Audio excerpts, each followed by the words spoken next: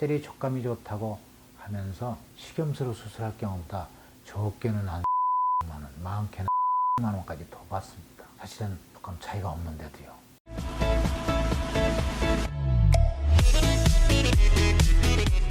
여러분들 보형물은 한두 달이나 한 해, 두 해 정도만 두는 게 아니죠. 우리 몸에 영원히 같이 있어야 할 것입니다. 살아있는 동안.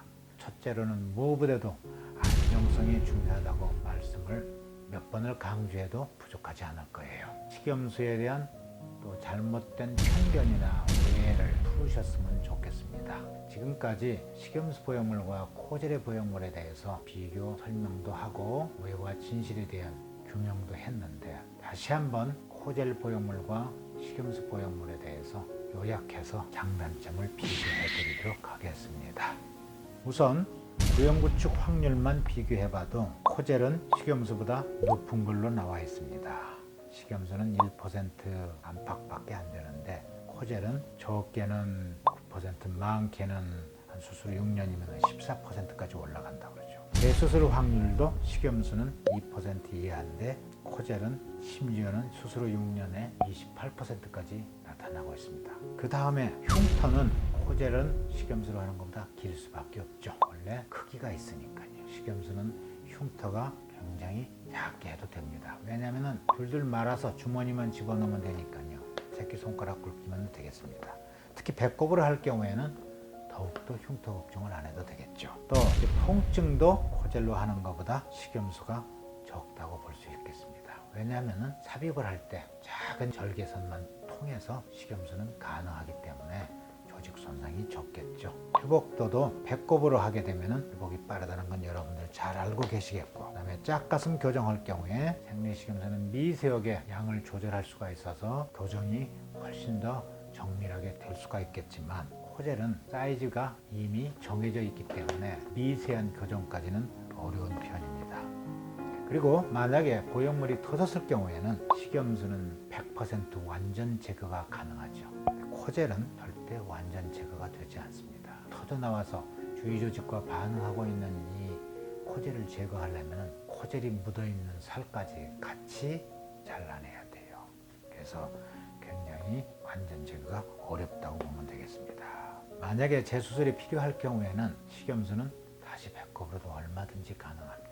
근데 코젤은 좀 배꼽으로 하기가 좀 어렵겠죠. 가슴 밑선이나 아니면 겨드랑이나 이런 데를 다시 이용할 수밖에 없어요. 굉장히 아프지 않습니까? 회복도 더디고. 촉감, 코젤이 촉감이 좋다고 자꾸 떠드는데 식염수나 코젤이나 촉감에 차이가 없습니다. 안정성은 식염수는 100% 안전하지만 코젤은 여전히 실리콘 젤이라는 인체의 안정성이 아직 확인이 안 된 상태죠. 수술 후 검사가 어느 정도 필요하느냐? 식염수는 인체 안전하기 때문에 특별한 문제가 없는 한 검사가 필요가 없습니다. 하지만 코젤은 인체에 해로울 수가 있기 때문에, 특히 코젤이 안에서 터지거나 새가지고 주위 조직하고 문제를 일으키는지 안 일으키는지를 확인해야 되기 때문에 수술 후 3년 지난 뒤부터는 매 2년마다 MRI 검사, 유방암 정밀 검사를 반드시 필수적으로 하도록 법으로 정해져 있습니다. 식약청 보고 의무. 식염수는 인체 안전하기 때문에 누구누구가 언제 수술했다는 보고를 할 필요가 없습니다. 많은 코젤로 수술하는 환자는 그 환자의 모든 인적사항을 따로 보존해서 기록해뒀다가 식약청의 요구 시에는 반드시 보고를 하도록 되어 있습니다. 만약 보고 안 하면 이게 걸리게 되겠죠. 또 식염수 보형물로 배꼽을 통해서 수술하셨을 경우에는 피주머니를 착용할 필요가 없습니다. 왜냐하면 조직 손상도 적고 아주 가느다랗게 해서 집어넣기 때문에 출혈이 거의 없어요. 몇 방울밖에 안 나옵니다. 그러나 코젤로 수술했을 경우에는 절개선도 넓고 또 겨드랑이나 유륜이나 밑선으로 수술하기 때문에 피주머니를 차는 경우가 대단히 많습니다. 수술 후의 마사지는 어떠냐?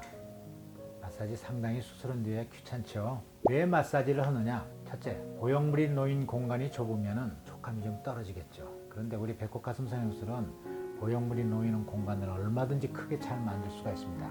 왜냐하면 배꼽을 통해서 하게 되면 안에 있는 일부 근육들 박리가 굉장히 쉽습니다. 그러나 겨드랑이나 유린이나 밑선으로 수술하게 하면서 코젤을 사용하게 되면 보형물을 놓이는 공간을 크게 만들 수가 없어요. 그래서 마사지를 반드시 권유를 하죠. 다음에 수술 시간에 있어서 식염수 보형물을 배꼽으로 하게 되면 30분이 채 안 걸려요. 사실 수술하는 시간은 20분도 채 안 걸립니다. 물론 앞에 준비하고 뒤에 마무리하는 시간이 좀 붙어서 그렇지. 하지만 코젤로 수술을 하게 되면 적어도 1시간, 1시간 반, 2시간 넘어가지도 걸릴 수가 있습니다. 다음에 마취 방법. 마취 방법에 있어서는 배꼽 가슴선에서는 아까 말씀드린 바와 같이 수술 시간이 20분 내로 굉장히 짧고 주위 조직 손상이 거의 없기 때문에 별로 아프지가 않아서 수면 마취로도 얼마든지 가능합니다. 많은 코젤로 수술하실 경우에는 보형물 놓이는 공간을 박리도 많이 해야 되고 절개선도 높고 또 겨드랑이나 유린이나 밑선을 수술하게 되면 굉장히 아프기 때문에 반드시 전신 마취를 하게 됩니다. 이상과 같이 식염수 보형물과 코젤 보형물에 대해서 비교 분석한 결과를 말씀드렸습니다. 이제 여러분들 생리식염수 보형물에 대한 안 좋다는 편견과 오해를 푸시고 가장 인체에 안전한 식염수 보형물을 사용해 주실 수도 있기를 바라겠습니다. 지금까지 생리식염수 보형물과 코젤에 대해서 제가 자세히 비교 설명까지 드렸는데, 그런데 왜 주위에서 코젤이 좋다고 코젤을 많이 사용하고 특히 병원이나 이런 여러 의료인들이 코젤을 권하는 걸 많이 봤을 겁니다. 이유는 간단해요. 코젤이 촉감이 좋다고 하면서 코젤 비용을 식염수 보형물 비용보다 훨씬 더 높게 책정을 합니다. 사실은 조금 차이가 없는데도요. 그래서 식염수로 수술할 경우보다 적게는 한 10만 원, 많게는 10만 원까지 더 받습니다. 그래서 웬만한 병원에서 아마 코젤을 권하고 있을 것입니다. 이것이 잘못된 거예요. 또 하나 중요한 사항을 하나 더 말씀드리면, 텍스처 보형물이 ALCL이라는 인체의 희귀암을 발생시킨다는 보고가 잇따르면서 텍스처 보형물이 사용이 중지가 됐죠. 그러니까 또 이제는 어떤 대세로 가느냐, 마이크로 텍스처란 말 들어보셨나요? 이제 마이크로 텍스처 보형물이 좋은 것이다 라고, 이건 실리콘 보형물이죠. 이 보형물이 나왔어요. 여러분 생각해 보십시오. 표면이 아주 너무 거친 그런 텍스처 보형물이 희귀암을 일으키는데, 그 거칠고 거친 표면을 좀 약간 몽글게 해가지고 마이크로하게 텍스처를 입혔다고 해서 이게 희귀암을 일으키지 말라는 보장이 있겠습니까? 아직까지는 이 마이크로 텍스처 보형물이 안전하다는 그런 논문이나 확증은 없습니다. 따라서 여러분들 마이크로 텍스처 보형물을 사용하시려거든 반드시 그러한 의문점을 가슴에 품고 결정을 하셔야 될 것입니다. 과연 마이크로 텍스처가 기존의 텍스처 보형물보다 얼마나 안전한지는 이거는 저의 생각에는 의문이 간다고 말씀드릴 수가 있겠습니다.